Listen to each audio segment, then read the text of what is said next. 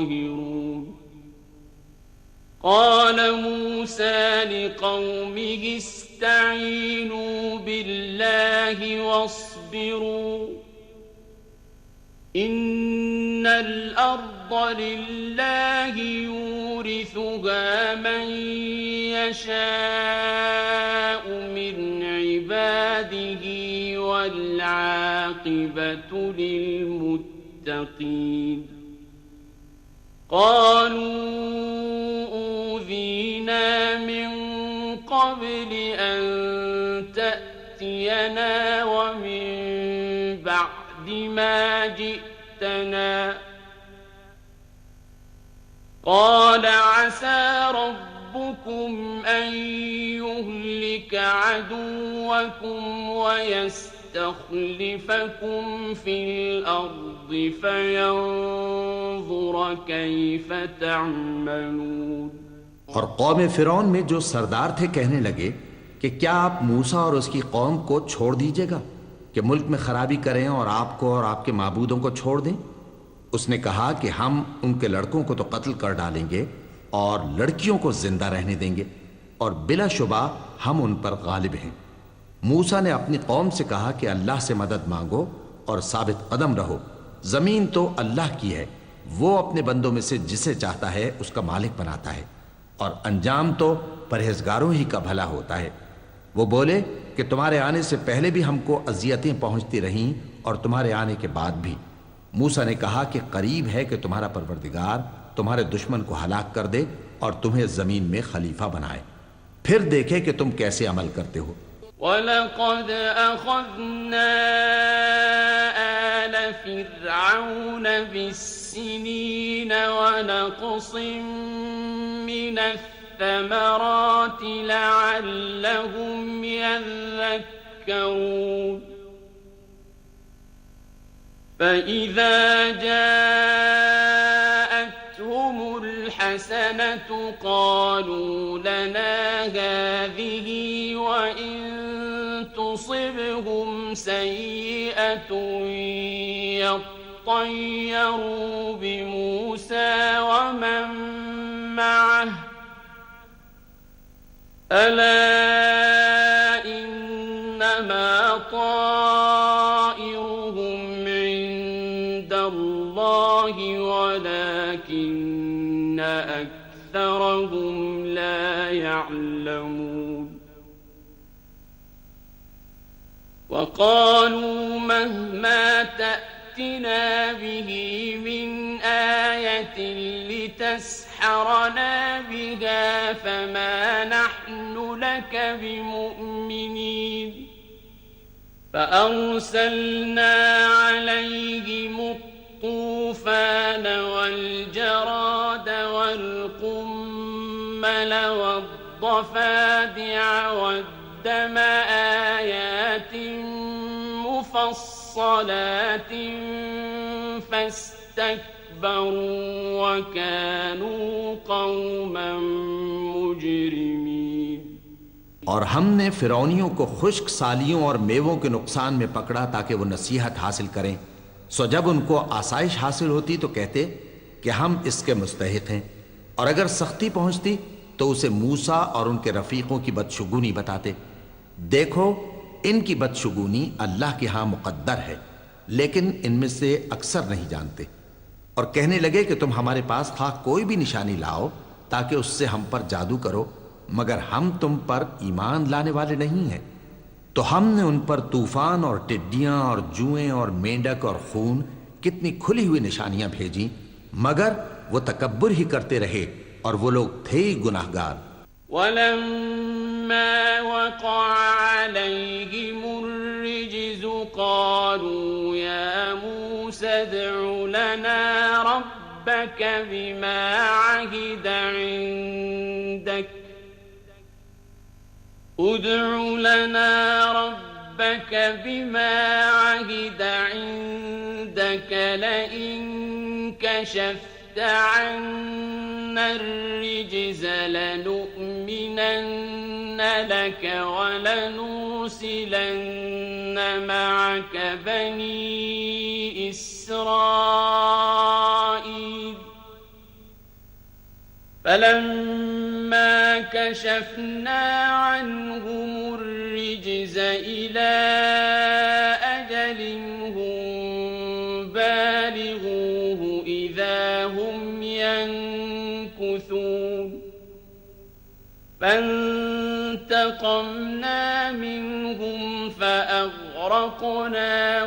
في اليم بأنهم كذبوا بآياتنا وكانوا عنها غافلين وأورثنا القوم الذين كانوا يستضعفون مشارق الأرض ومغاربها التي باركنا فيها وتمت كلمة ربك الحسنى على بني إسرائيل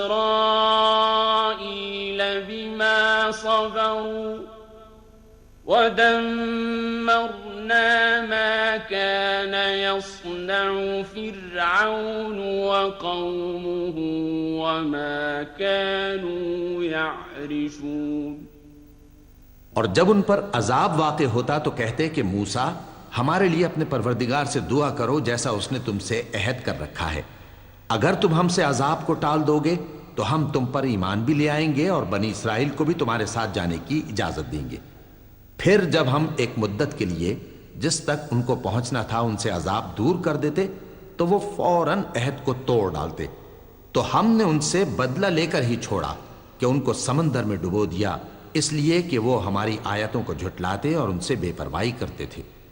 और जो लोग कमजोर बनाए जाते रहे उनको हमने जमीन शाम के मशरिक व मगरिब का जिसमें हमने बरकत दी थी वारिस कर दिया।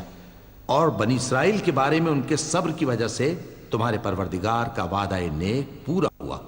और फिरौन और कौम फिरौन जो महल बनाते और अंगूर के बाग जो छतरियों पर चढ़ाते थे सबको हमने तबाह कर दिया। वजावज़ना बिबनी इस्राईल अल-बहर फ़अतौ अला क़ौमिन यअकुफ़ून अला अस्नामिन लहुम क़ालू या मूसा इजअल लना इलाहन कमा लहुम आलिहह قال إنكم قوم تجهلون إن هؤلاء متبر ما هم فيه وباطل ما كانوا يعملون قال أغير الله أبغيكم إلها وهو فضلكم على العالمين وإذ أنجيناكم من آل فرعون يسومونكم سوء العذاب يقتلون أبناءكم ويستحيون نساءكم وفي ذلكم بلاء من ربكم عظيم। और हमने बनी इसराइल को समंदर के पार उतारा तो वो ऐसे लोगों के पास जा पहुंचे जो अपने बुतों की इबादत के लिए बैठे रहते थे। बनी इसराइल कहने लगे कि मूसा जैसे इन लोगों के माबूद हैं हमारे लिए भी एक माबूद बना दो। फरमाया कि तुम बड़े ही जाहिल लोग हो। ये लोग जिस शगल में फंसे हुए हैं वो बर्बाद होने वाला है और जो काम ये करते हैं सब बेहुदा है। फरमाया क्या मैं अल्लाह के सिवा तुम्हारे लिए कोई और माबूद तलाश करूं, हालांकि उसने तुमको तमाम अहले आलम पर फजीलत बख्शी है। और हमारे उन एहसानों को याद करो जब हमने तुमको फिरौनियों के हाथ से नजात बख्शी। वो लोग तुमको बड़ा दुख देते थे, तुम्हारे बेटों को तो कत्ल कर डालते थे और बेटियों को जिंदा रहने देते थे। और उसमें तुम्हारे परवरदिगार की तरफ से बड़ी आजमाइश थी। وواعدنا موسى 30 ليلة وأتممناها ب10 فتم ميقات ربه 40 ليلة وقال موسى لأخيه هارون اخلفني في قومي وأصلح ولا تتبع سبيل المفسدين ولما جاء موسى لميقاتنا وكلمه ربه قال رب أرني أنظر إليك قال لن تراني ولكن انظر إلى الجبل فإن استقر مكانه فسوف تراني فلما تجلى ربه للجبل جعله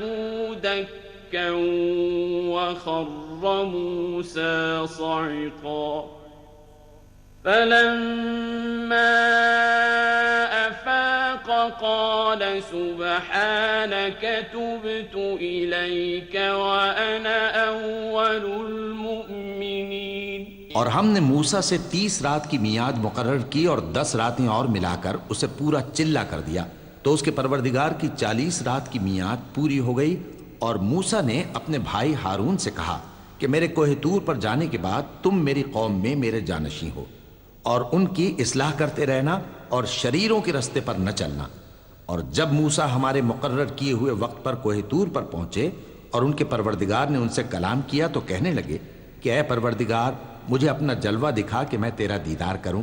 फरमाया कि तुम मुझे हरगिज न देख सकोगे, हाँ पहाड़ की तरफ देखते रहो, अगर ये अपनी जगह पर कायम रहा तो तुम मुझको देख सकोगे। फिर जब उनके परवरदिगार ने पहाड़ पर तजल्ली की तो उसको रेजा रेजा कर दिया और मूसा बेहोश होकर गिर पड़े। फिर जब होश में आए तो कहने लगे कि तेरी जात पाक है और मैं तेरे हुजूर में तौबा करता हूं और जो ईमान लाने वाले हैं उनमें सबसे अव्वल हूं।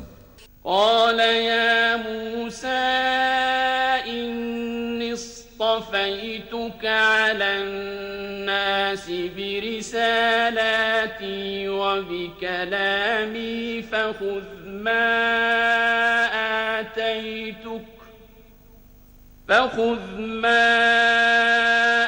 آتيتك وكن من الشاكرين وكتبنا له في الألواح من كل شيء موعظة وتفصيلا لكل شيء فخذها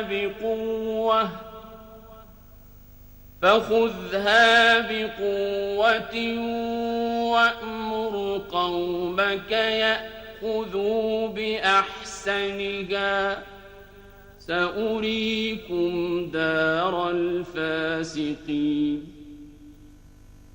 سأصرف عن آياتي الذين يتكبرون في الأرض بغير الحق وإن يروا كل آية لا يؤمنوا بها وإن يروا كل آية لا يؤمنوا بها وإن يروا سبيل الرشد لا يتخذوه سبيلا وإن يروا سبيل الغي يتخذوه سبيلا ذلك بأنهم كذبوا بآياتنا وكانوا عنها غافلين